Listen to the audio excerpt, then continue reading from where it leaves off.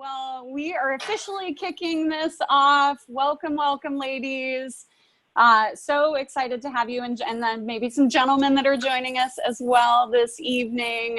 My name is Felina Hansen. I'm going to be your moderator tonight. If you go to the chat area right now on your iPhone, Android, desktop, whatever you're on, you will be able to, at the very top of that chat, I have a link to both the slides that you're going to be seeing here and to a worksheet.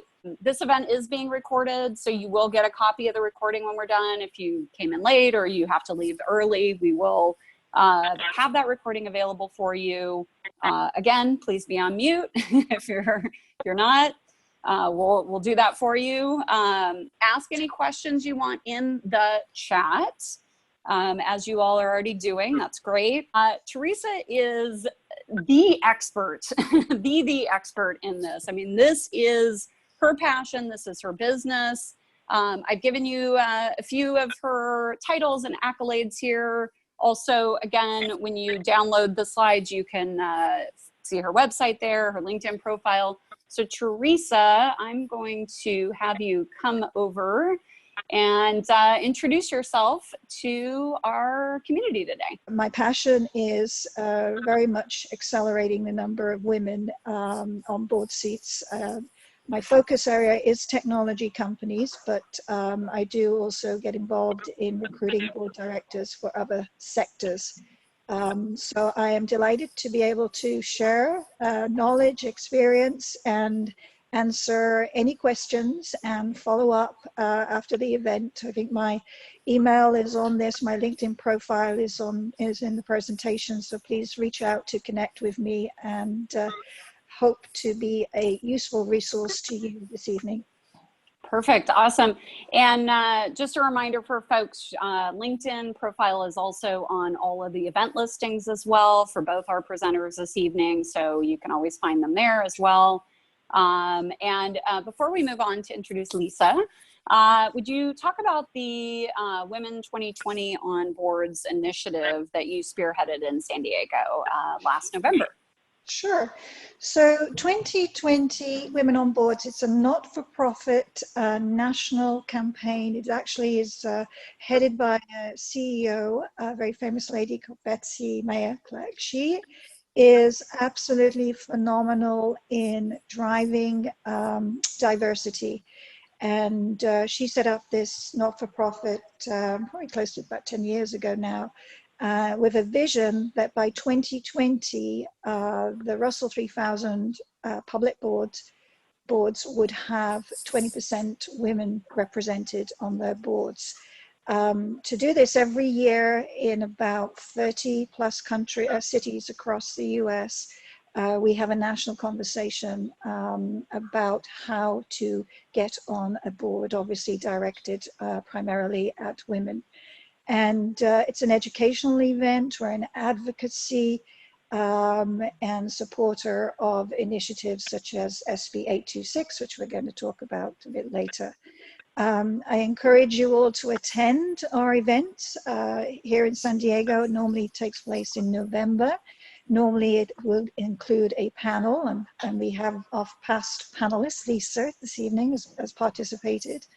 And also this year we probably will be bringing in some female directors to have some coaching sessions. So we're going to change it up a little bit to bring in more female directors to share their knowledge and experience with attendees. And usually there's about 200 people attending. We also invite men. Men are very important to increasing gender diversity. And there's an opportunity to network, learn, and make some great connections. Perfect. Awesome. Thank you, Teresa. And Helena, go ahead and advance to Lisa. So as Teresa just mentioned, Lisa was on this amazing panel that you hosted in November. That's how I got to see Lisa speak the first time.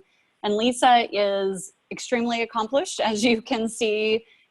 She's really our case study tonight, so to speak. So we have it direct from, I've done this, this is how I did it. and she's going to be sharing her experience. So Lisa, would you tell us more about you, please?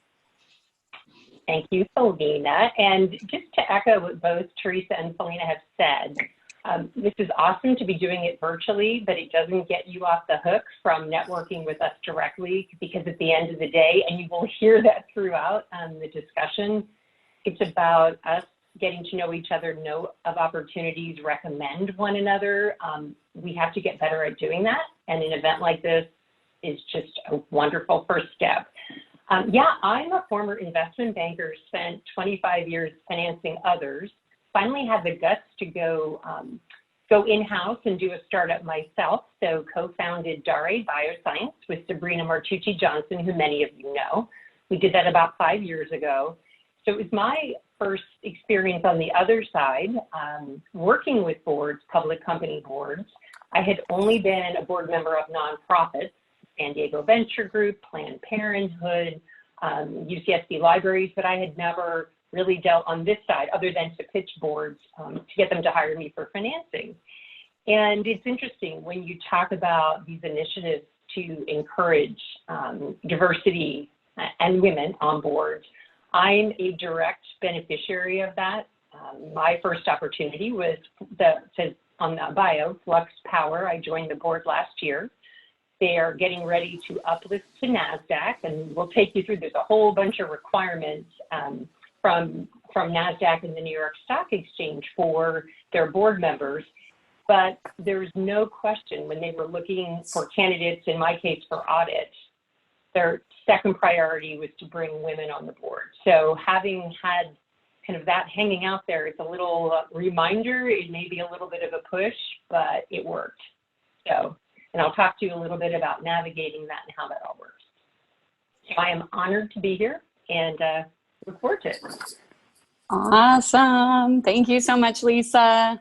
Fantastic. All right, Helena, if you don't mind advancing to the next slide, I'm going to kick this back over to Teresa to kick us off with, you know, I don't want to say, because this effort has been going on for a very long time, but SB 826 was kind of a pivotal point in this, this initiative. So Teresa, if you'd kind of just give us some of the broad numbers or any other kind of information around this topic.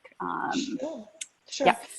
So, so SB 826 is all about gender diversity. It applies to Californian companies headquartered, so public companies headquartered in California.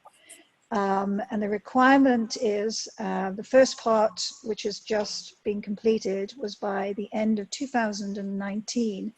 Every public company headquartered in California had to have one woman on board. And the second part, which is the current in process, is by 2021, every public company headquartered in California has to have either 2 or 3 women on boards, dependent upon the size of their board. So if it's 5 board members, it needs to be 2 women. If it's 6, it needs to be 3. This law has had an incredible impact on diversity on boards. 109 women joined public boards in California in 2019. So when you look at their statistics, you know, you will see an increase in percentage of women on boards. S&P 500s have 100% of women on boards now, in terms of at least 2 to 3 women on boards, about 90%. Russell 3000, it's actually about 26%. And when you look at 2020, we have actually achieved our goal by September 2019. So the trend is continuing to recruit more women on boards. The next part of this act for 2021 probably is going to need, I think we'll probably need over 500 or so additional women to join Californian public boards. So that is an opportunity for the group this evening, is to research those companies that will require 2 to 3 women on boards by 2021. So it's a good news story. It's obviously somewhat controversial from a sort of quota approach. I think we would probably all prefer it if it weren't necessary, but it definitely has moved the needle. We're still not seeing the growth in terms of gender parity, and part of that is because rather than take men off boards, women were added to boards. So in relative terms, we're still seeing, you know, percentage-wise, it's still heavily dominated by men. So there are predictions, you know, that it's going to take at least, you know, to 2030 to get to, let's say, 30% of women on public boards. Got it. Thank you so much, Teresa. Appreciate it. All right, so let's go to our first set of questions, if you'll advance here. And thanks, Jennifer Rayner, for posting that worksheet again.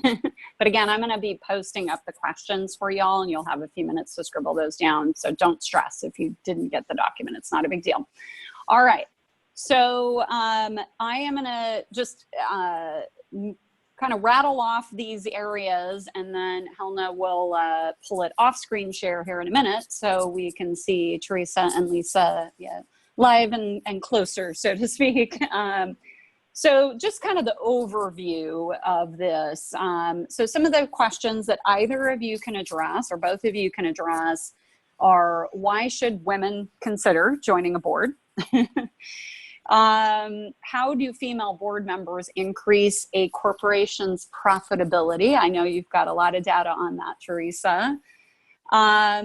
And what are today's boards looking for in terms of skills and experience? So what are the things that they're seeking? And we'll get kind of more down into the weeds of that later on, but just high level, what are they looking for? And then the last thing we'll address, and again, I can repeat these questions after we come off screen share here in a sec. You know, are there any industries, and I don't know if I worded this question well, but, you know, are easier or more difficult, or people should be looking towards? I mean, obviously background experience, you know, that's the focus, but just if there's any insights on that, we can talk about that. So Helena, if you'll pull it off screen share. There we go. Perfect. So Teresa, why don't you start us off with just anything, you know, why should we consider it? You know, why are companies more profitable when women are involved? Okay. I think that, first of all, I think the benefits of joining a board apply to both genders. First of all, from a personal development point of view, you will get an opportunity to get involved in deeper and broader strategic and financial and legal issues than you probably would normally encounter. So I think just making you a better executive in whatever job you're doing today, I think is definitely an upside from joining a board. I also think that it's a great move if you are aspiring to be a CEO or you're growing as a CEO. I think board membership is a really great way of becoming a great CEO. And when you look at gender and CEOs, there are actually, majority of CEOs tend to be male. And that's why when I look at your group as small to medium size, you know, entrepreneurs and business owners, that's probably where you will find the greater opportunity to become a CEO. But I think now that there are broader opportunities to be board members, I think you will see in corporate America that there will become more female CEOs. And I think that's down the line, but I definitely see that as a benefit. And I also think from a business development point of view, from your own personal businesses, I think joining a board gives you access to deeper and broader networks to help with your own business growth. What you find in the board, and Lisa can talk more personally to this is that you build relationships. It's a very important part of being on a board and a culture. And you do find it's a very effective networking vehicle. Board members have always helped each other. That's why, you know, we have an issue of diversity, because board members originally have always been primarily retired male CEOs who subsequently referred from their retired CEO network, their friends and former colleagues onto a board. And then behind the board, they do business together and they socialize together. So I think that's a great benefit to broadening, you know, your personal networks for your personal development and your personal business gain. There are obviously some compensation upsides. We're going to talk about that a bit later, but that's mostly going to be around equity and potential. So no guarantees. And I think you may be surprised to know on the cash side of things, if you think of it as a sort of a regular paycheck, that part of things is not necessarily as attractive as you might think. It really is all about the equity side. But nonetheless, there is a good opportunity if you join the right board with the right board members, and that's very important as well. Awesome. And I think that's enough for me. Yeah. I just, if you don't mind touching on, and then we'll kick it over to Yeah. Lisa, because I want Lisa to share. You know, she's our awesome case study tonight, and so Yes. share her path of how she accessed a board. But just to answer the question, the profitability of companies who have women on their boards. Yes, I mean there are many studies. So there's Credit Suisse, there's McKinsey. Happy to send you all links to these, which show, you know, double-digit increase in return on equity and profitability, etc. So, you know, there are facts to prove the business case for having more women on boards. It's interesting, there was a recent study, which was that when a few years after bringing women on public boards, the share price went down.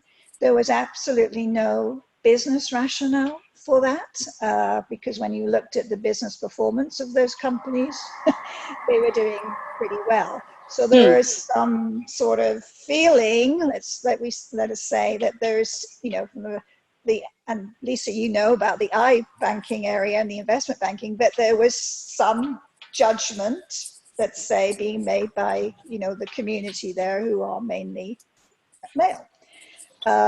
So Sally Cruikshank, who's very sort of well respected in this area, wrote an article about that and said how ridiculous it basically was, because, you know, when you look at the data, it completely supports the business benefits of having more women on boards. And if you think about, you know, who are the consumers, you know, more than 50% of the consumers are women. So it makes absolute sense to have women on your boards and represent, you know, and provide insights that are not going to be provided if it's a predominantly male board. Awesome. Business and passion combined in those statements. There you go. There you go. I love it. I love it. I love it. Before I kick it over to Lisa here, Jennifer Rayner is helping me keep track of some of the questions in the chat. So we will get to those, I promise. So Lisa, tell us about your path, please. Yeah, and I want to add one more thing about the value. So why should we do this? Number one, we are good. We add value, all of the above. And I think both of you nailed it. For me personally, it's the best way to grow. You get a little bit more mature in your career, and it's hard to continue to learn. Joining the Flux board for me helped me do a better job at Daré, right? So how do you get that kind of experience? But back to the performance issue. So I am a former investment banker. As you know, investment bankers are all about doing deals and fees. But when an investment bank like Goldman Sachs makes it a requirement to have a woman, at least one woman on the board, or they will not take your company public, that to me sort of speaks volumes. It says they're seeing the value of diversity of thought, of different backgrounds and experiences, of not just having an old boys network where the CEO, you know, lines up the board with just his pals. So, you know, someone like Goldman Sachs or CalSTRS, BlackRock, that may not be a name many of you know, but they're one of the largest investment funds. They're insisting on having diversity on the board. So they're not doing it to be nice to all of us, you guys. They're doing it because they know it does that economic value long term. In terms of what, and you were asking a little bit what they're looking for, and we'll talk about this. I think, you know, if we're going to join boards, we have to go on boards where we feel like our previous experience and skill sets can really make a difference. It's not just being that woman on the board, but be really selective about the board you join where you can add value right out of the chute. And then I think it makes a whole lot of sense for both sides, and they see it. And they don't look at it as a quota, more of a nudge is how I'd like to think about it. So my path, yes. We sort of talked about this, you know, becoming, I was an investment banker. So when you're an investment banker, you're at the 30,000 foot level. You're not down in the operations. You're coming in, assessing management, introducing teams to investors and making deals happen. So it was definitely a rude awakening for me to go to the other side, which was very operational, you know, really financial in my case. Obviously, I'm CFO. But little did I know that by making that shift, it would help me check a box for audit committee requirements, which all boards have. So for me, the skills were financial. If you are a public company, there are requirements that NASDAQ and the New York Stock Exchange and now investment bankers will have in terms of the composition and the talent and the skill set of the board.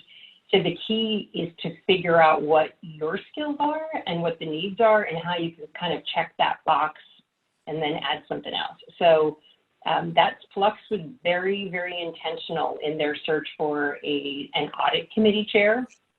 They hoped to have a woman, but they interviewed 8 candidates. 3 of us were women. They, you know, basically wanted to check 2 boxes at that point, get more diversity on their board. It's an industrial lithium-ion battery manufacturer with a bunch of old guys. It's the classic you can probably have of boards today. I thought to myself, all right, bring it on, right? They weren't in that kind of, that I won't say paralysis of thought, but they were all old industry guys. They didn't have people with, in my case, you know, finance experience to think about addressing the capital markets. They didn't have, and the other board member they brought on addressed this, they didn't have someone really thinking about how do you leverage skills and grow and scale and get margins up. They just didn't have that kind of expertise, and they recognized that they needed it.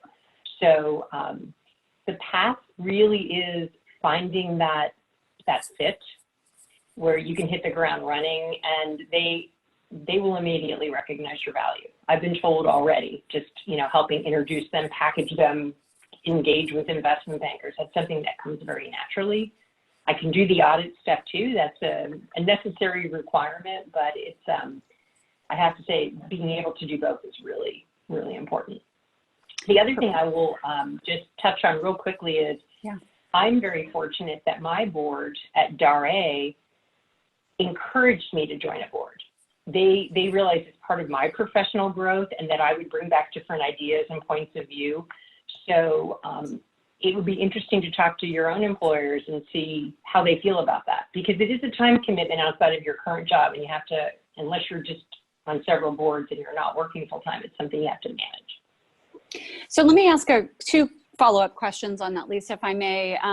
Most of our audience here are working for themselves. They're entrepreneurs, so they don't have to worry about, you know, asking their boss, right? Yeah, exactly. It makes it easier, right? So, you know, talk about, so 2 things. Talk about the actual time commitment that it takes you to sit on this board. And then talk about, maybe you said it and I just missed it, I apologize, but what was the exact Were you referred in? Were you like, how did you get your foot in the door for that interview? You let me do the first one, and then I'll get back to the time commitment. So I think this gets back to attending events like this, networking, putting your name out there.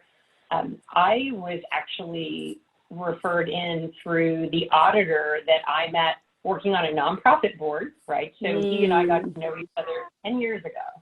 And he saw me as, I was the treasurer for several years of Planned Parenthood. I was head of the audit committee. So then when we founded Daré and needed an auditor, I knew the guy I wanted to select. So when it came time for this opportunity, he said, they're looking for someone who can do these different things, including audit. So being recommended in by an industry expert was fabulous. And by the way, it was a man. It was not a woman who recommended me. And even though his female partner on the account was looking for a candidate. So I can't emphasize that enough. It's kind of letting people know that you're interested, but also giving them, finance is sort of obvious, right? When you're a public company CFO, it's obvious that I will check the box on audit. The other areas, whether it's compensation and governance, you kind of probably have to sell yourself and let people know that you're passionate about that you're good at it, that you have those skills so that they can think about you and refer you in.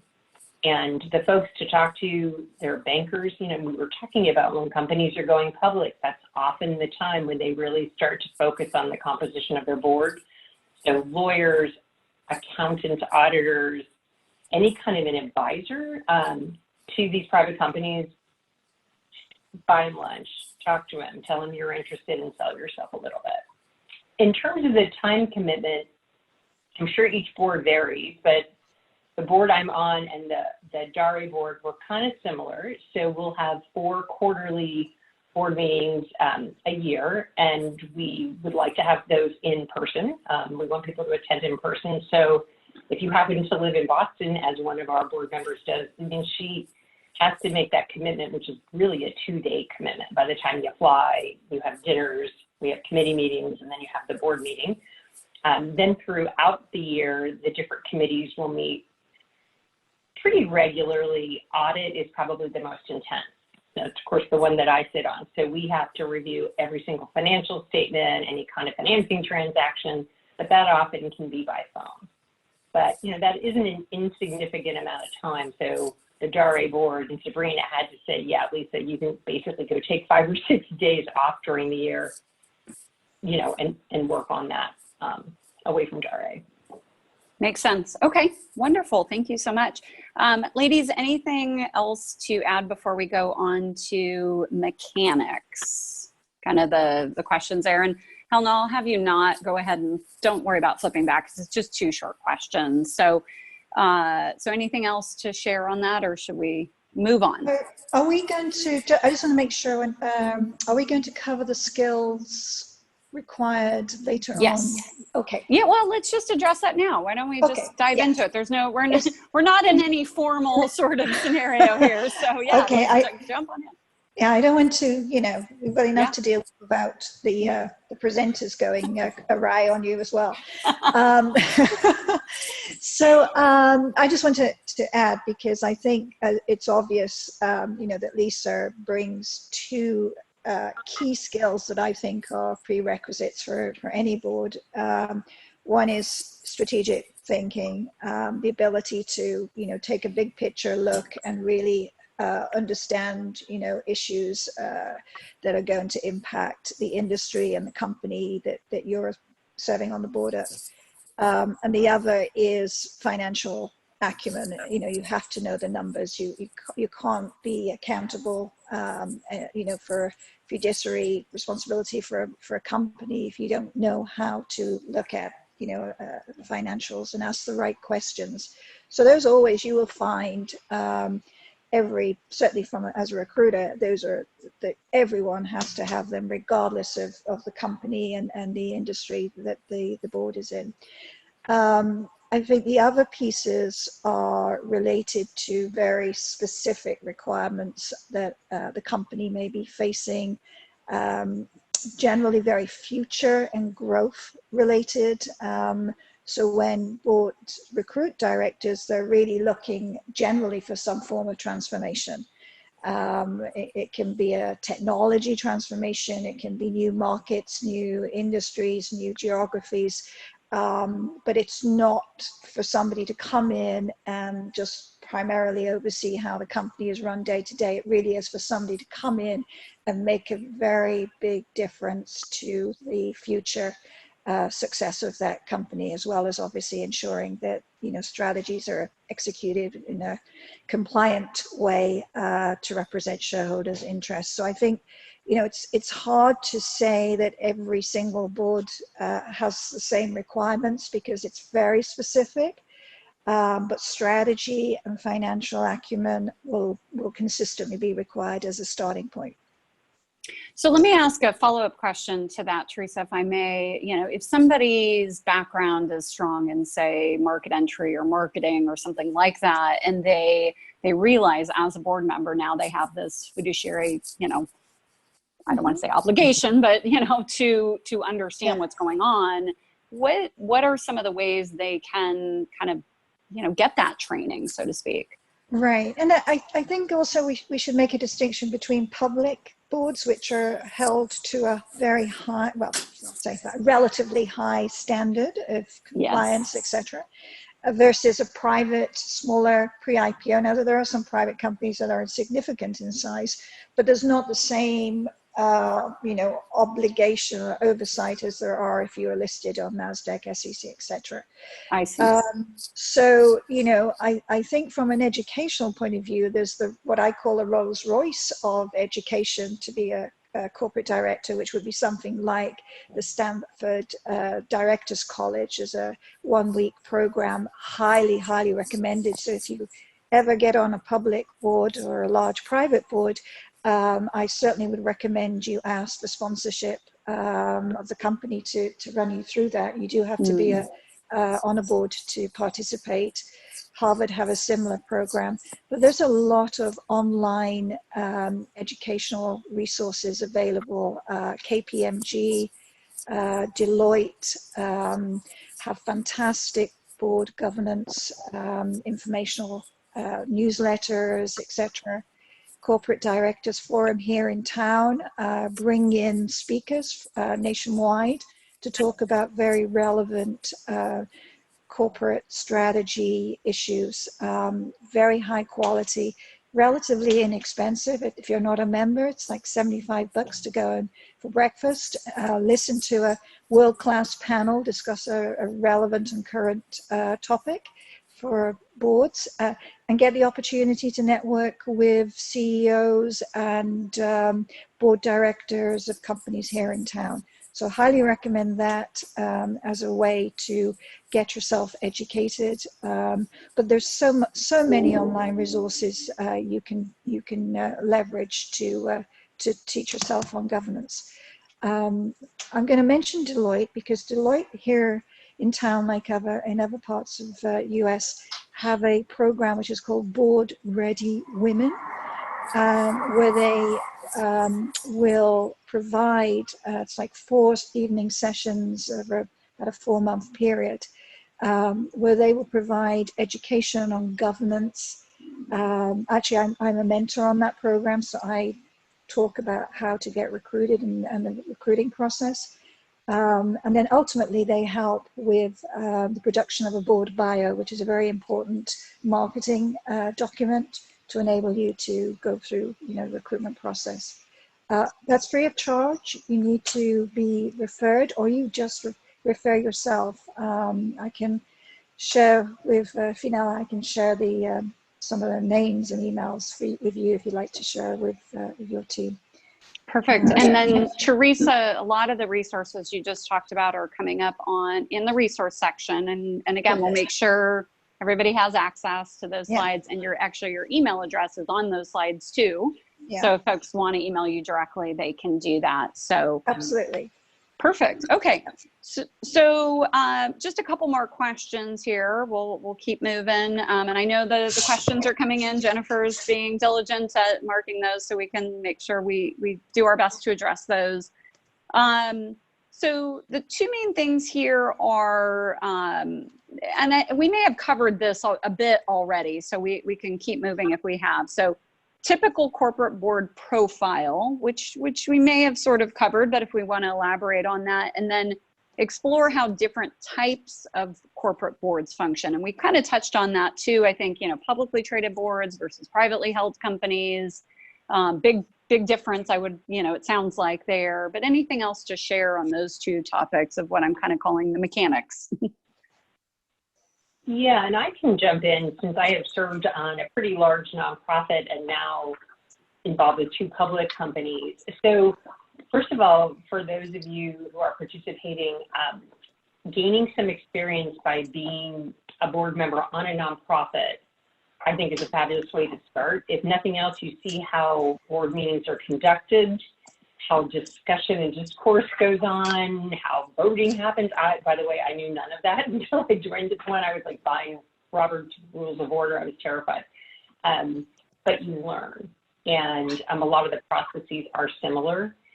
I would recommend joining a nonprofit where they actually have some financials. That sounds silly, but like a real operating statement, because some of the things that both of you have just brought up, a board member on a private or public company board does not need to prepare the financial statements and understand debits and credits, but you do have to understand enough of a financial statement to be able to ask intelligent questions for oversight. And you can do that in a nonprofit just as easily as a for-profit. So be selective, but look around and see where there could be something that both aligns with your passions, but where the board, the way it's operating, is a place where you can really learn. It's interesting. Then you flip to the public side. There's so many requirements on public companies that we have literally a spreadsheet that shows the entire calendar year, what has to happen at the board level, at the committee level, throughout the year, to make sure we don't miss certain things.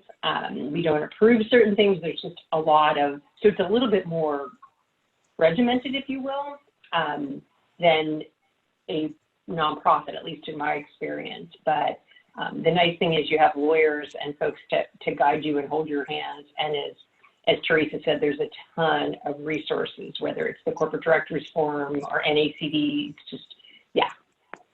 But I Awesome. really, really recommend the nonprofit, because it'll make you more comfortable to seeing how business happens and transpires too. Yeah, thank you for saying that. And that question came up right as it came out of your mouth. So that's perfect. I know for myself, I kind of resisted. I was asked a few times to join nonprofit boards, and and I resisted because I'm like, I'm too busy, because it's quite a time commitment. Obviously, I stepped on to the president position here at NAWBO San Diego back last July, and have indeed learned a lot. I'm also on the board for Startup San Diego, and have learned a lot there too. But I'll be honest, these are my first two nonprofit board positions. So I'm glad I said yes, because now as I'm learning, this is a critical step in the process to learn about and potentially position myself down the road for a corporate board position. And let's just say it, ladies, a paid position, right? I mean, how many of us? That's the key. Well, and I tried to put that in the details of I mean paid. I mean, they will hand you money to do this, right? So we'll talk a little more about compensation. I've read some studies that may be true or not. So go ahead and queue up Helna's back. We'll go back to the slides here, if you don't mind sharing the screen, because Teresa, you had shared a slide that I'll have you, I think we touched on a lot of it, but Sure. You had shared a slide of the role of a board director. So we'll go ahead and have you keep jumping down here.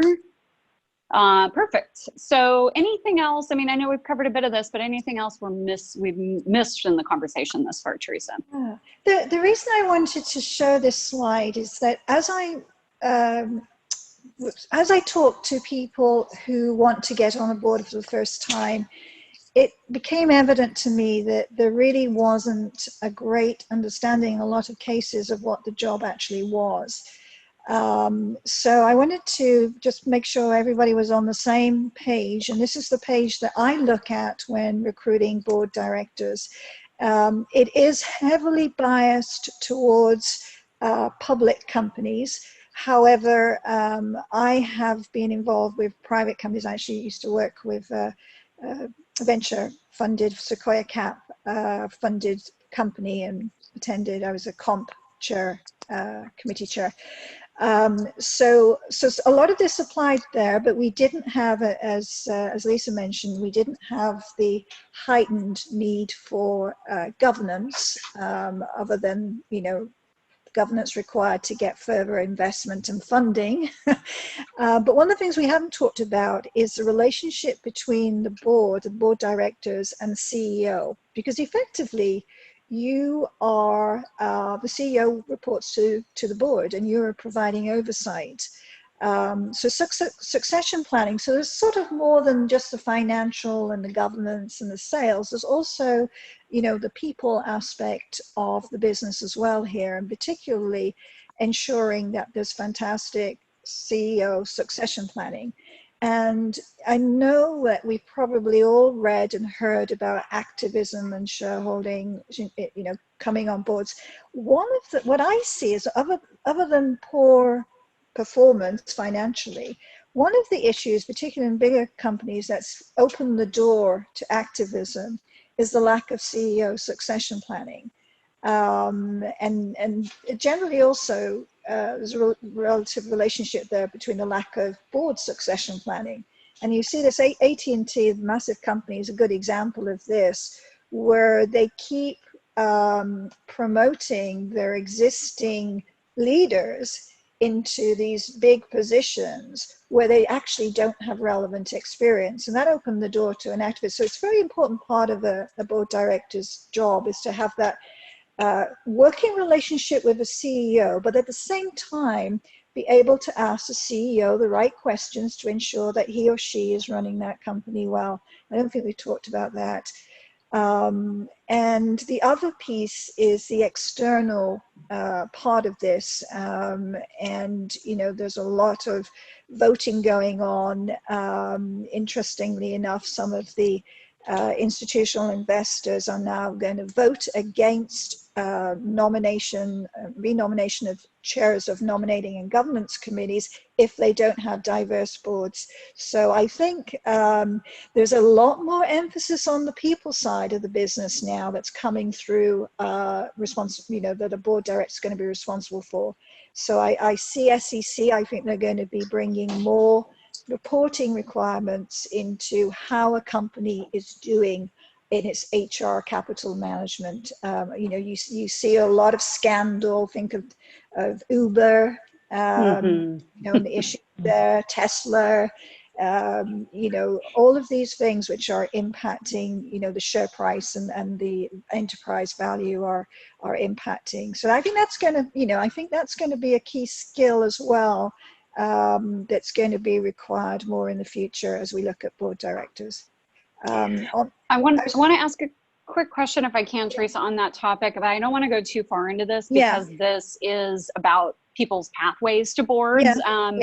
But just briefly, if you can touch on what is the risk for somebody, you know, taking on this position. Obviously, for insurance folks who are on, you know we have insurance to protect boards, and obviously the company better have that, or you know, because you need to be protected. But what, just high level, what are some of the risks for somebody else? So I mean, I think the key thing, if you've got your D&O insurance, that will mitigate the risk, and that's very important as you're going through the board recruitment process. Please ensure that you ask to see the D&O insurance. And that policy. stands for, Teresa? Director, well, you can give me the full name. Directors and officers. Yeah, directors. Officers, liability. Yeah, perfect. Liability insurance. So you're going to check in there that it's got sufficient coverage for the liability. So I think that's important. But, you know, some of the other risks are going to be around, you know, you could potentially expect to be sued. I mean, if you were on the PG&E board, you know, you definitely as a board director were going to get a letter in the post. I do actually know a lady who was very excited that she was invited to join the P&G board, and unfortunately, you know, at that point in time when she was so excited, everything came crashing down, and she said, no, it's too risky. You know, I was guaranteed I was going to get a letter, and I just, despite having the insurance, I just don't need that stress and that issue in my life. So those are some of the things. So I think do your due diligence on the company, and don't just do it as superficial internet search level. Look at who is actually on the board. You know, is it a high quality board? What's the reputation?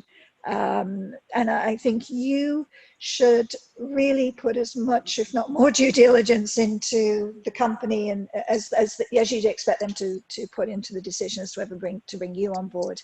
That's important, I think. Absolutely. The reputation is important. Yeah, the makeup of the board members, we all read or watched the story of Theranos, and looking at, boy, they had a board full of people that didn't have a lot of experience in that industry. Lisa, I'm sure you could speak to this. You probably know it well. That is one of the more shocking stories, and I don't know if everyone who's participating is familiar with it, but a young woman, gangbusters, had diagnostic testing. She had the who's who rate from a name recognition standpoint, board of directors, and then it was found out that they were kind of fabricating test results and cooking the books and just everything. So yeah, and I think exactly what Teresa was saying too, before joining the board, talk to their counsel, like get a sense, talk to their auditors, you know, and to fellow board members, because you're going to be you're going to partner up with them. They're going to be part of your family in the good times and the bad times. And I'm responsible for putting the D&O, so the directors and officers insurance, in place. But we work with Marsh here in town, and the number of lawsuits over the last, before everything that's going on right now with the COVID, but over the last year or two is astounding. So you can only protect yourself so much with an insurance policy. It really need to be operating with people you trust, above board, good oversight, all of the above. So while those lawsuits typically don't affect a board member financially because of all the insurance, they can. So you can be personally liable. So you need to think about that and reputational risk. Yeah, good advice. All right. Helena, go ahead and cue up the next slide, and then let's go to pathways. So some of the questions around this, and again, I can tee these up again, but some food for thought, tackle anything you want. We've talked about the skills, so I think we're good there. We may have some questions on that. Ways to raise your profile, kind of what we call building your board brand. We touched on that a little, but I'm sure there's more to get to. What type of nonprofit board should we think about joining, and why? So not just maybe any board, but there may be some strategy there, maybe some of the people who are on the board that you can network with, right? Who should you be networking with, period. And then just events. And Teresa, you gave some really good points on that. Again, we have that on the resource list as well. So let's go ahead and Helena, take it off screen share. And whoever wants to jump in first, have at it. Okay, I'm going to talk a little bit more on the skills if I can, because I think what we didn't talk about was the level and how many years of experience. So, so typically, you know, you're going to be at, let's just say generically, a C level. So you're going to be a chief something, and obviously titles vary. But when I look at position specs that I'm filling against, it's typically I'm looking for an experienced C-level, not necessarily a CEO. Oops, I don't know why I come back. But more often than not, it actually does tend to be a CEO. But basically somebody who has had some substantial responsibility. Typically, I would say, you know, at least 5 years. So it's a track record at that level. And, you know, what's been great about the push for diversity is, you know, I'm seeing a lot looser requirements in terms of, you know, needing to be an experienced board director.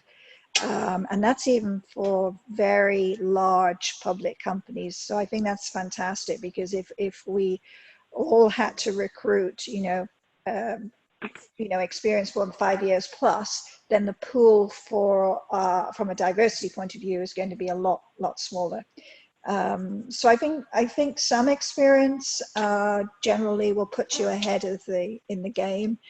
Coming back to not-for-profit, as a search consultant, I've never been asked, you know, and I've never had to write down not-for-profit experience as a requirement or even a preference. However, as a sort of executive search recruiter, I would prioritize. If I had 2 candidates alike, one of whom had not-for-profit board experience, the other didn't, I would probably put the higher emphasis on the one with the not-for-profit board experience, for the reasons that Lisa has stated, and also for other reasons, which are that, you know, as a business leader, you also are looking for somebody to be a community leader as well. And it does also, it is giving you another aspect of somebody's character beyond their professional experience. So those are some of the experience. I mean, I think from a skill point of view, relationship, yes, let's assume the business skills and technical competencies are there, but the relationship building skills and the ability to navigate and integrate yourself around the board table, critical skills, because bear in mind, you know, as a woman around that board table, you're going to be a minority. So you're a minority in 2 respects. One, obviously gender, and it could be also obviously ethnic. And the other piece is that, you know, you are coming in as an outsider to possibly a team that's worked together closely, not just maybe 10 years on the same board, but maybe 20, 30 years in the same industry. So the relationship skills are critical to a successful board appointment. Perfect. We just had a question come across and I'm just gonna grab it because I just saw it come up. Is playing golf important in this whole equation? We play golf. What do you think, Lisa? Well, I'm gonna laugh. Take it back to my experience as an investment banker. I was very intentional on wanting to learn to play golf, not because I wanted to learn to play golf, but you're out with clients for 4 to 5 hours at a time and getting to know each other more socially and whatnot. And Teresa, you talked about that. I think it's being professional, it's advancing in your career, it's making sure you get to present in front of your own board. But a number of women I asked, I said, how did you get on a board? And it was their existing board of directors. So they were a C-suite executive who would present on finance or on business strategy, you name it. They actually saw how good they were and recommended them to a search firm for another board. So it's that whole idea of your brand and spending time with people in a more comfortable, less structured environment. People get to see a side of you as well. We ask our board all the time, you know, should we be planning a little extra time to cover this and this, because we all have our speaking roles, right? They care more about having more time to dinner the night before. They recognize there is this, you're effective when you're more of a cohesive unit. And I think as Teresa said, you need to look like you're going to fit into potentially a group of board members who've been working together for a long time. How are you going to kind of play in the sandbox and make yourself, you know, a valuable contributor and get along? So there's a lot of that too, besides just the absolute skills. Yeah. It's funny. I mean, golf it's a good illustration of the network, right? And how women could be excluded if you don't golf. But the other thing I would say is if you are going to golf, make sure you can golf well. Because, well, seriously, you know, you want to represent yourself in the best way, right? So yes, know what Okay, you're doing. Take a few lessons. Yeah. Okay, all right. Teresa, I think that was too late for that advice in my case. Well, I like to do the let's do a little tournament, you know, so that scoring, so you mix people up. It's not obvious Yes. that I'm so bad. Scramble, play scramble. Right. Exactly. Let's play scramble and then make sure there are lots of drinks and everything's fine. But, you know. Perfect. Level the playing field.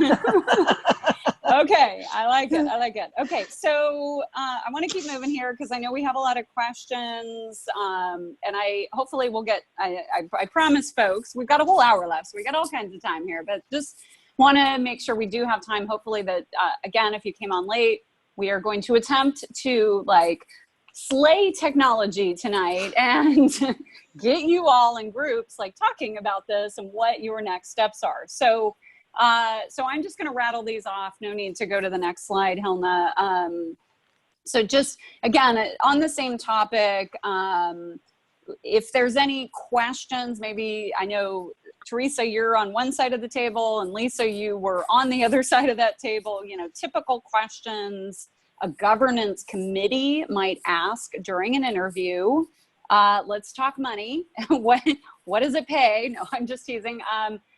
I had read, and again, this study might not be accurate, but average salary for a board position is about $60,000 a year. Who knows? You can tell me, you can dispel that myth if that is a myth indeed. And what do you ask for? I mean, women, you know, we're always strengthening our negotiation muscles. You know, do you just say, yes, I'll take it, or do you negotiate when you get to that step of the process? Terms and just anything else you want to add in regards to like, okay, we're getting close, you know, what do we do? So I think when it gets to a search, I mean, certainly when I'm involved, so I'm the agent, if you will, on behalf of the governance committee. I would say my first call is really one of interest. I never reveal, I'm revealing trade secrets here, but I never say, I'm calling you about a board opportunity. I actually call more about an introduction, and I want to understand the interests of the executive or the board director before I even get into a particular opportunity.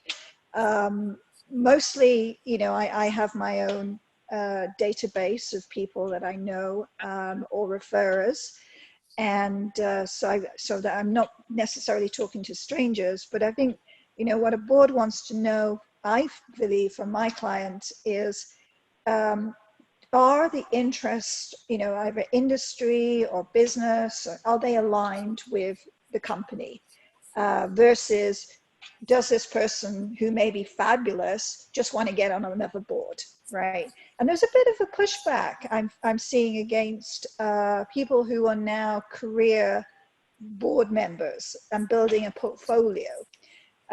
So I think an operating executive, when I look at the S&P and who's joining, particularly women, new boards, majority are women who are currently working as operating executives. Majority are first-time board members. So the questions that you tend to get, I believe, will be more around, you know, what are your interests? You know, what were you looking for? And then if there's an alignment with a particular opportunity, then you'll get very, very specific around the competencies that the board is looking for. The governance committee, particularly the bigger companies and more sophisticated, will have a matrix of requirements. So there will be a matrix which will summarize, to get to their new board requirements, they will have summarized the strengths and the gaps of the existing board members. And then they will construct a position spec and a requirement spec around those gaps and those strengths. And that's got to be aligned with the strategy of the company. So, you know, the next board member may not look anything like, in terms of background and experience, of the majority of those board members. That's a lot of recruitment that I do, is really bringing in a completely new profile because the company is heading in a different and pivoting in a different way, and they're not looking for more of the same. Lisa described that in her experience. She is not the same as the majority of the board that she serves on, right? She's coming in as a change agent. She's coming in as a change agent. You know, she's coming in to bring fresh ideas, a fresh perspective, and boards are very open to that. That's what the most progressive companies are looking for, and those are the sorts of boards and companies that you should be interested in. Perfect. Awesome. Yeah, and Teresa, if I can just add to that, so when we're talking about these different committees, so nominating and corporate governance is one of the requirements if you're a public company and listed on NASDAQ or New York Stock Exchange. And she's absolutely, Teresa's right. That's the committee that's really, by definition, nominating. Their job is to make sure the existing board is governing properly, adhering to certain principles, doing things that are required, but also keeping an eye on the board composition, we do board reviews at the end of the year to see, you know, individually, and there's both functionality, right? You can be effective as an individual, but you also have to be part of this thing called the board. And so where I was successful in interviewing is I did my homework, and I knew they wanted the audit, obviously. It was kind of, you know, no-brainer. But find one or two of those other things that they're feeling that they may need to beef up in their matrix, and that may mean talking to some of the other board members or whatever before you go for an interview, because the more boxes that you check, the more value you're going to add. So, you know, try not to go in with just one. Yeah. One straight or one obvious one. Felina, you had asked about compensation, and it may be different. Again, I'm kind of slanted towards the public company side. It's not negotiable for a board like ours.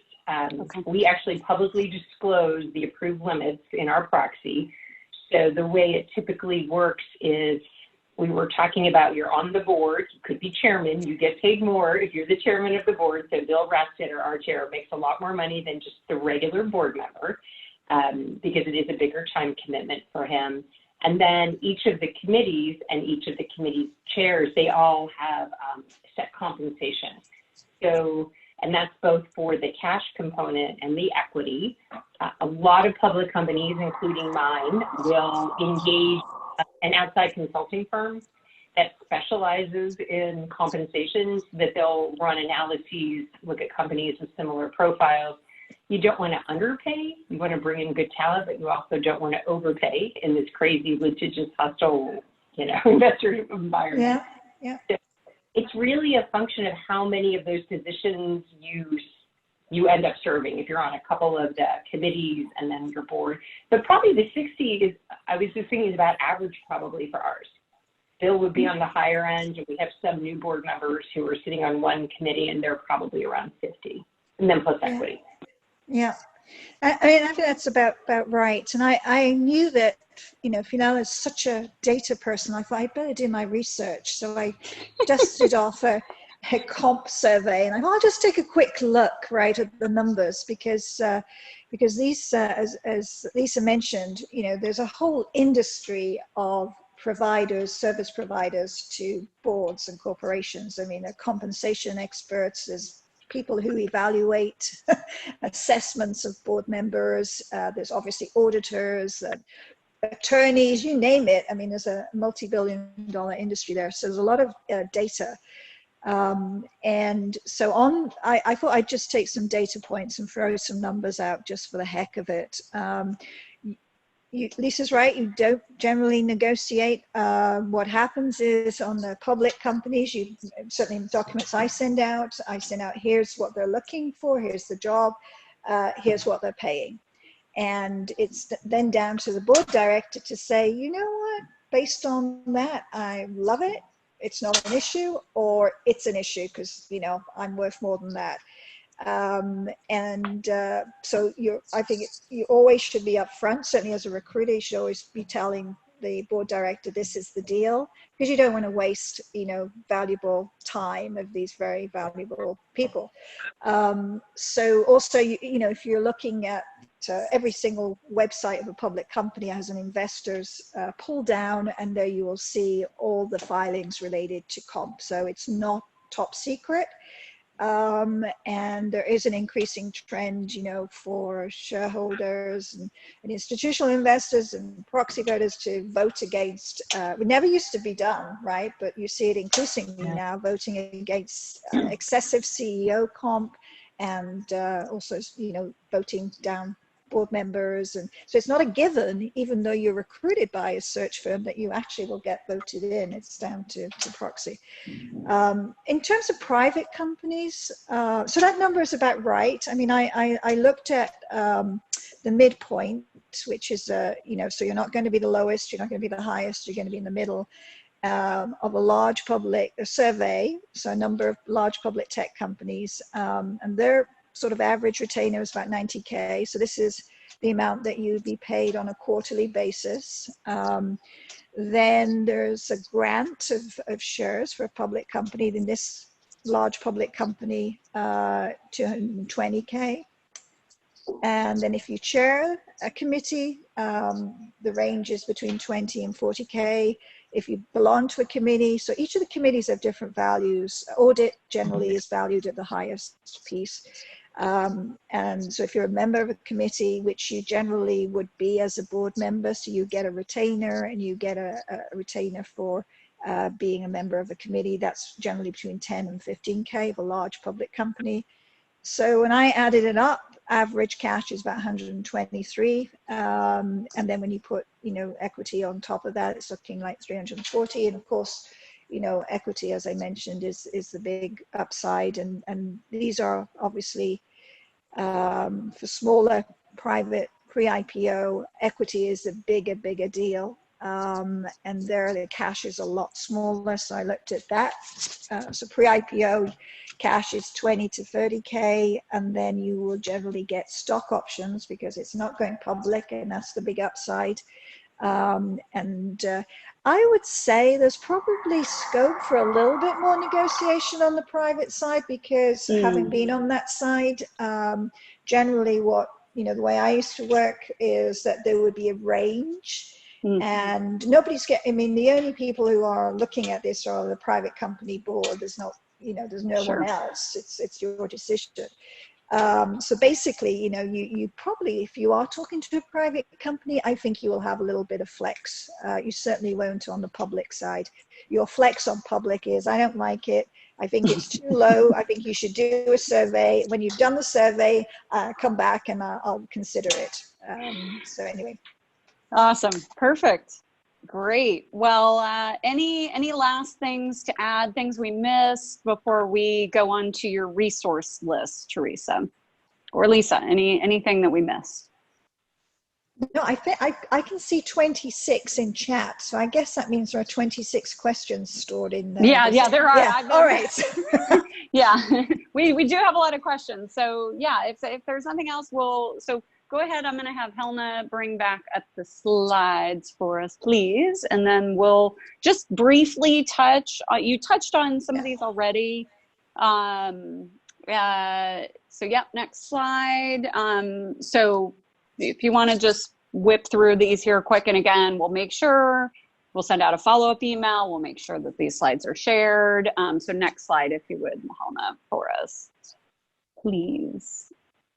There we go. And I've got two slides here. So just highlights. Yeah. So these are I think there are two groups here. One is educational and network resources. So I put, you know, the first two, Corporate Directors National Association, really networking, educational. Directors College falls into that group. So the rest, Equilor, Women on Boards, Board List, CalSTRS, these are all online resources. Equilor, Board List, and CalSTRS, these are resources where if you click on these links, you can go and put your own bio, and I encourage you all to do this just for the heck of it. Get your bio into Equilor's, the Board List, and this it's called 3D, Diverse Directed Data Source at CalSTRS. And this is, it's a useful process to make sure you have a bio, but actually this is where recruiters go to, and I don't just mean search firms, I mean boards and companies that also recruit directors themselves, to access diverse candidates for boards.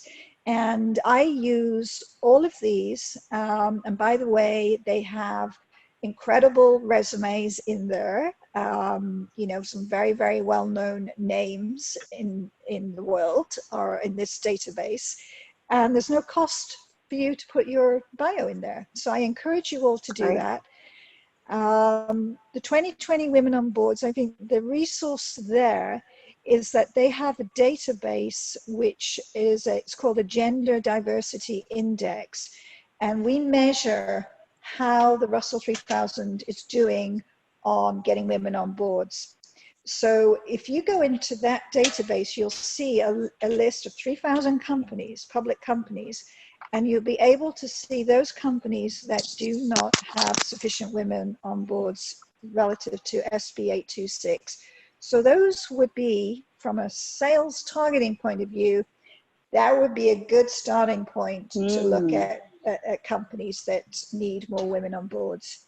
So that's the value of that resource. And just to get some general education about, what's going on in this area. Great, awesome. And let's go ahead and advance to the next slide because we got a few more resources on here. Yeah, I'm going to point out what I use a lot, and this is educational. It sounds a little highfalutin, but actually they have fantastic articles. Harvard Law School Forum on Corporate Governance. If you click on that link, they have the most incredible brief summaries related to governance and relevant issues related to board service. When I place a woman on a board for the first time, I also mentor that first-time woman board director because I want her to be successful. So I also provide education, if you will, and these are some of the links I'm sharing with you. I also share with them. Because it is a very constantly evolving. There's a lot going on around this space. Institutional shareholder services.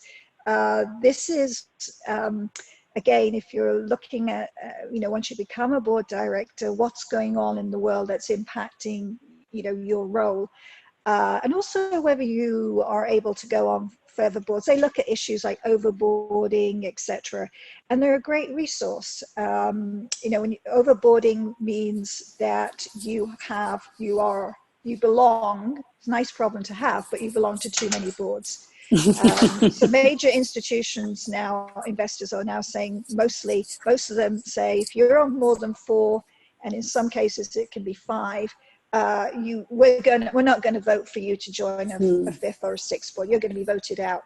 So when I look at resumes, I see somebody on 4 boards or 5 boards. I don't just discard them. I give them a call and say, hey, are you planning to step off any of these boards in the near future? But it's useful to know what's going on in the world of boards and board governance. I think it's like anything, if you're going for a job interview, you want to show that you know your stuff, right? You've done your homework, you know what the issues are, and you can ask intelligent questions, right? And I'm always striving to ensure, because I believe the women, certainly I'm putting on boards, like Lisa, I didn't put Lisa on board, but she's a great case study. I believe that we are upping the standard of quality of board members and the quality, therefore, of decisions and the effectiveness of boards as a result of diversity. The women out there that I speak to every day are just phenomenal executives. I mean, phenomenal. I love it. Awesome. Yeah. Well, thank you for that. Before we go on to some of the questions, Lisa, anything else to add, resources, etc.? Well, I'm laughing because we talked about the whole way to lift all of us is to network, to be out, to be attending things like this. And I had not seen all of these links. So, be damn sure that I'm going to get a copy of this and check Yes. the links that Teresa just provided. I'm familiar with some of them, but she's absolutely right. Things are changing, requirements are changing, and it's really for me to help guide my board at Daré. But then, of course, it's a twofer. I can then go to the Flux board and make sure that we're in compliance and aware of what's happening. So, Teresa, thank you for that. You're welcome. Awesome. Awesome. Okay. So we have some questions. And while I'm teeing these up, the next portion of this, if you want to stay, thank you. And you can go ahead and pull it off screen share. Thanks, Helena. The next portion of this session is going to be you getting to network with each other. And again, we're gonna slay technology and get people into individual chat rooms with each other, and it's gonna be so exciting. How best to update your LinkedIn profile? So, you're building towards this, you're on your path, is there anything that needs to be in the profile, either Lisa that you have in your profile or Teresa that you want to see in someone's profile? Yeah, I will say, and then I'll let Teresa maybe go into more of the details, but LinkedIn has become like the first, it's kind of like going to a website. When I was an investment banker, you go and, do some preliminary homework on a company because it was easy. People go to your LinkedIn page. So it's really important that you highlight the positions you have or have had that kind of speak to the experience that you have, because it will be the first place everyone goes. When I went for my interview with Flux, he had printed out, I literally, I sent my bio and all these kinds of things, but he had printed out my LinkedIn page. So, yeah. And Teresa, you're probably better suited to answer in terms of what not to put or what to highlight. Put a big headline that you golf. That should just be in your headline. No, don't do that. I would say that exactly what Lisa just said in terms of it is definitely the go-to resource. And it's very important that your brand is very evident from that profile, and that you have all the right words in there that get people's attention. LinkedIn, as you guys are all on LinkedIn, from a recruiter's point of view, from a back office perspective, it's a massive database, and it has been designed, and their services are designed for recruiters. So in other words, search words, right? So if you're looking for a board director position, or if you have in any shape or form director experience, you've got to put that up front. So I'm going to look at Lisa's profile and see, does she have up front that she's a board director? Because I'm going to pick that up, right? If she doesn't have it on her resume, there's no way on this planet that she's going to come up, right? If I didn't know her, right? So I think that's important. And then I think it's important to have a really good summary, which is your pitch. What is it, I call it unique value proposition. What is it that you are bringing to a board? And I would write, as an experiment, because I think you're all predominantly business owners, so you're not, I'm assuming, necessarily using LinkedIn to get a job. I'm assuming it's written more from getting business. I don't know. Yeah. But I would say, as an experiment, look at your LinkedIn and think about that job description of a board and what you're hearing tonight, and think about yourself in the context of a board director. And why not experiment with LinkedIn and, write it as if you were a board director, bringing out all the relevant experience, not saying you're a board director if you aren't, but bringing out all the relevant experience and buzzwords that would cause somebody to look at your profile and say, gosh, particularly if you're looking for a first-time board director, this person would make a really good board director. And it could be, funding,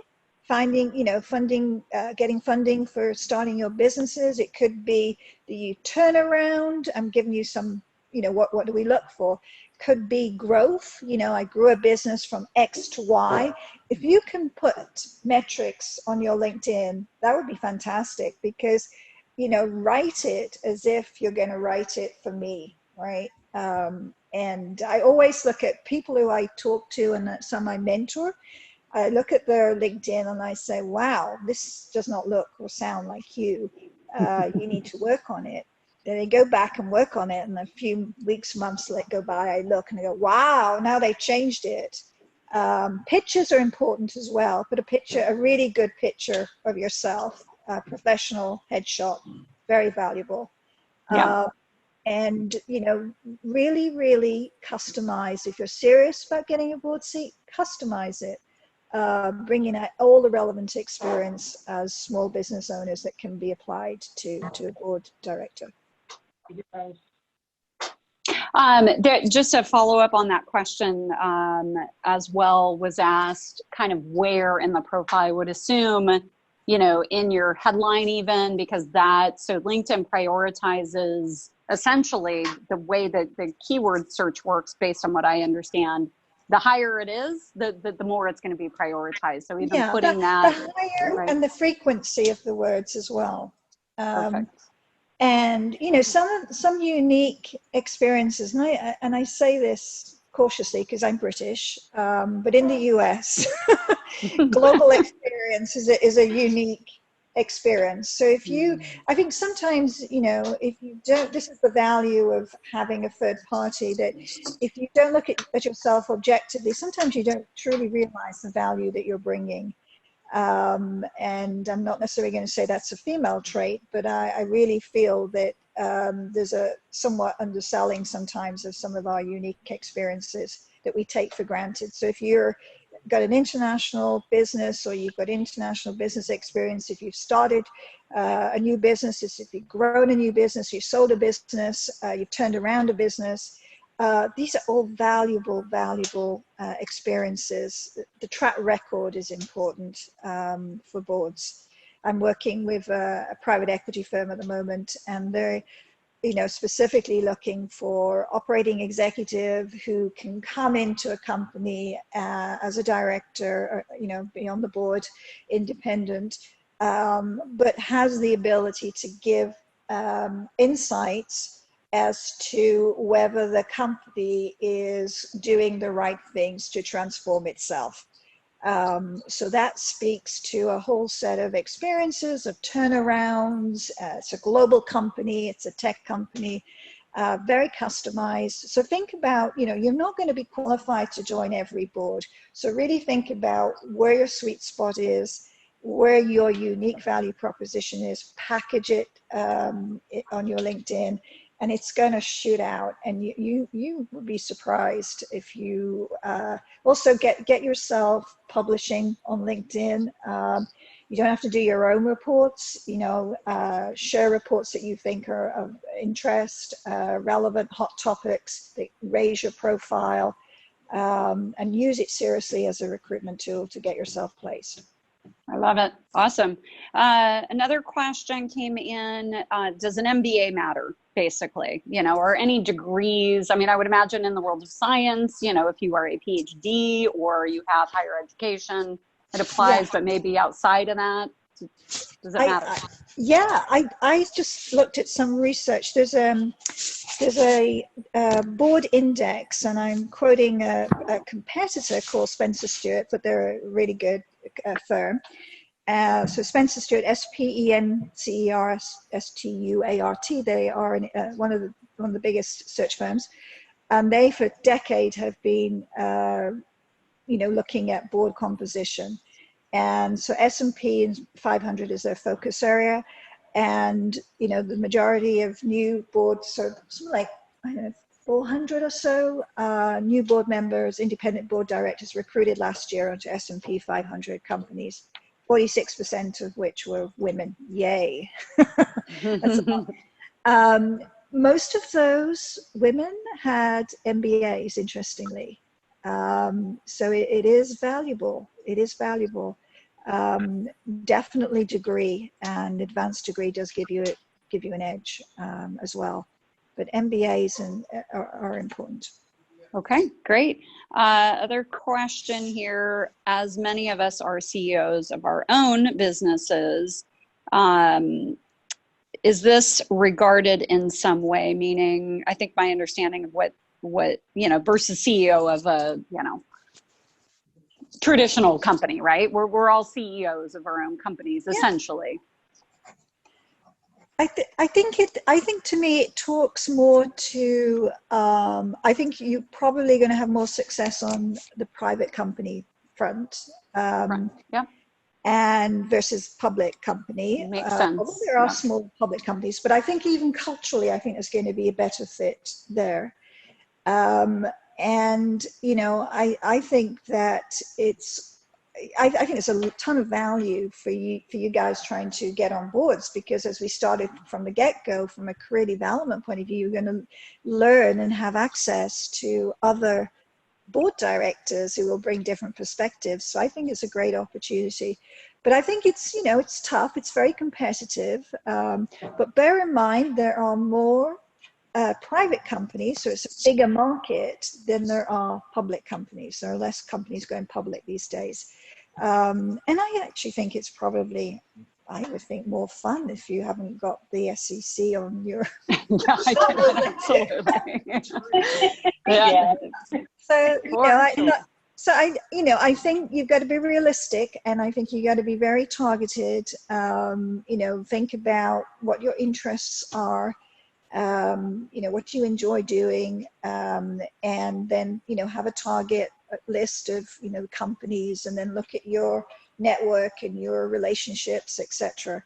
So you can do it. I think if you're working hard, and if you're achieving and growing a business, these are valuable skills in private companies, but you've got to know what your unique value is and grow from there. Yeah, awesome. Okay. Several companies have reached out to help me get on a board for a fee. Oh, great question. Do I run the other direction if someone's asking me for money to help me get onto a board? It's, I find it's a difficult one, because I feel... I see Lisa's face. She's like, No, I know that, and there are companies, I know some of these companies, actually I know it on the reverse side. I know that, so I've suggested you guys, put your resumes in for free. If I want to access that database, I have to pay actually quite a considerable amount of money to do that. So there are a number of businesses that have evolved. That's the beauty of, capitalism and entrepreneurialism. There's an opportunity, people build businesses. But I actually personally tested something out, because I kept getting emails myself saying, hey, we've got some great board seats for you. So I thought to myself, oh yeah. So I decided I would call this person, and it turned out, it was, a subscription model, right? And there was no guarantee of a board seat. And then on the reverse, so once after 5 minutes, I thought, okay, this is exactly what I thought. The person turned around and then wanted to do business with me, in terms of search. And I thought, there's no way. And the actual individual was more like a telemarketer. And I thought, how on earth could you possibly, be recruiting a board director? So there is that shady side. And I have to say, generally, I would say don't pay money to do that. I think that you can be more effective nurturing your relationships and getting yourself educated and out there. So I would advocate, no, don't pay any money. A very senior executive told me, I think some firm wanted to add 20K or 30K. I said, good grief, I can make you 10 introductions in a week. And Yeah, that's a really interesting. I never even thought of that. I didn't even know that was a thing. Have you ever been reached out to, Lisa, by any of these groups promising fame and fortune?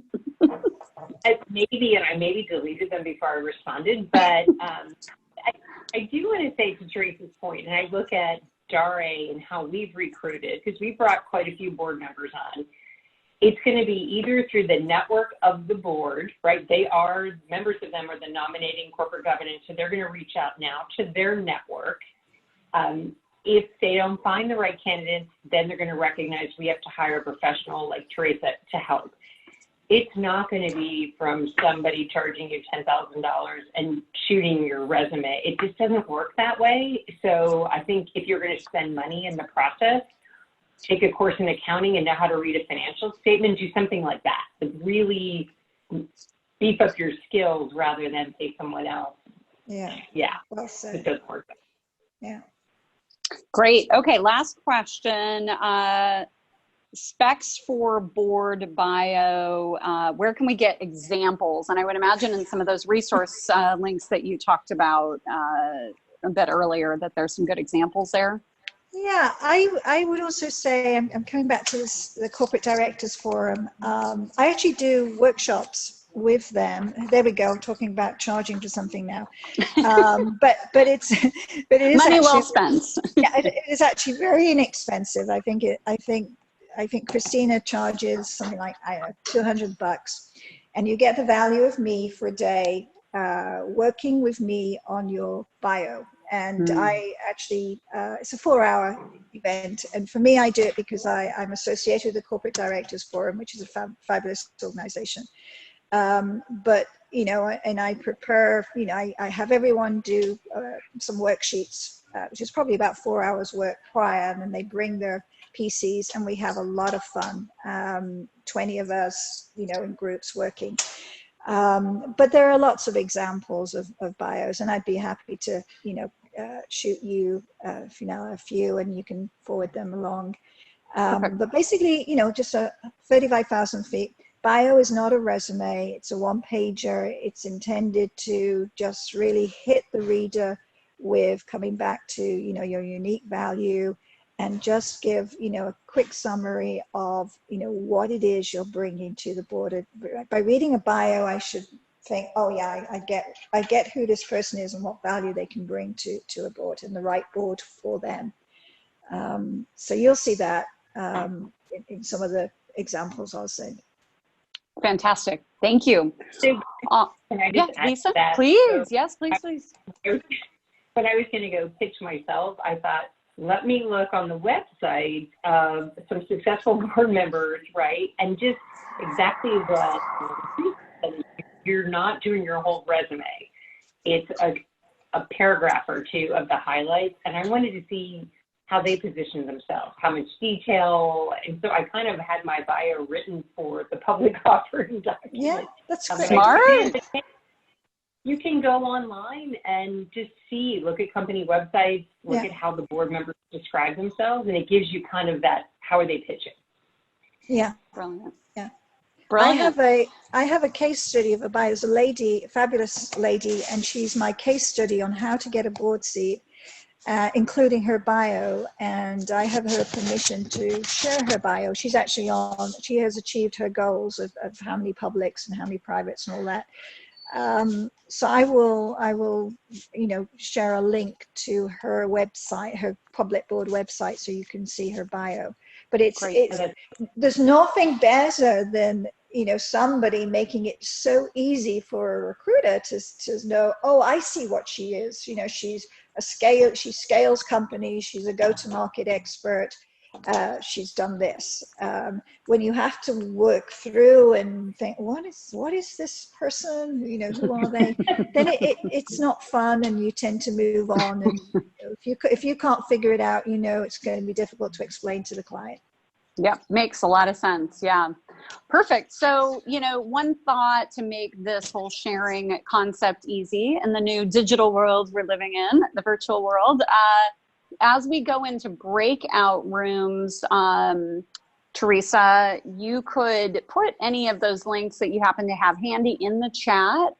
Okay. And if it's not easy for you to do, then we'll just follow up. It's no problem. But okay. We are archiving that chat. We're recording the meeting, but all the notes and all the questions in that chat will be archived as well. So we can go back and make sure we answered all the questions and, you know, get all the comments from folks, because there's been a lot of great chats happening as we've been chatting here. And we have about 15 minutes left. So what I'm going to do is this is going to be a 10-minute session. And then we'll come back shortly before 5 minutes to 8 when the meeting, the event ends.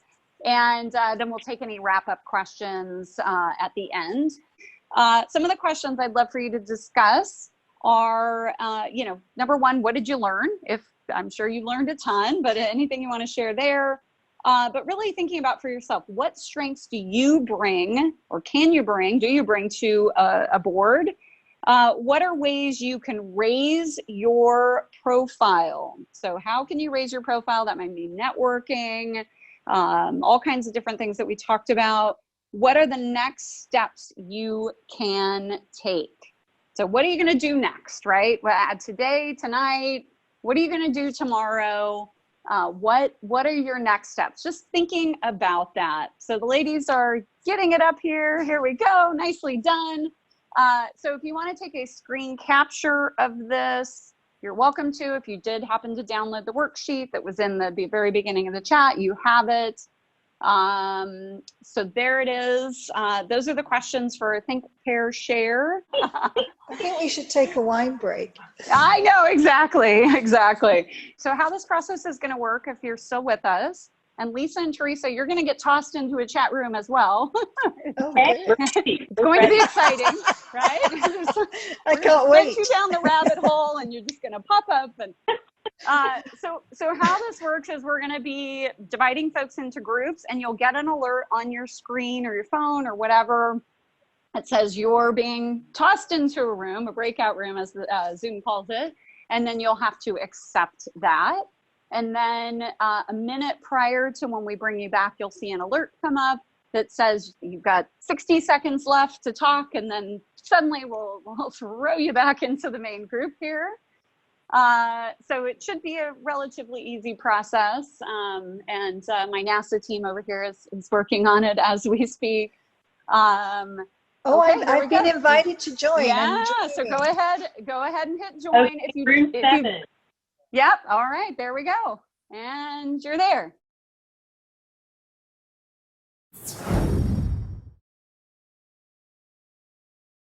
Some great comments coming through. If you have any last minute questions, you can put them in the chat. And also, if you have any comments about the event, I saw some comments coming through earlier that you enjoyed the event. Please feel free to share those comments. What I'm going to do when we close here in about 3 minutes is leave this up so you all can leave the meeting. But if you want to stay and ask more questions, make comments, you're welcome to do that. That way we can capture that. Again, we're going to capture the chat in total.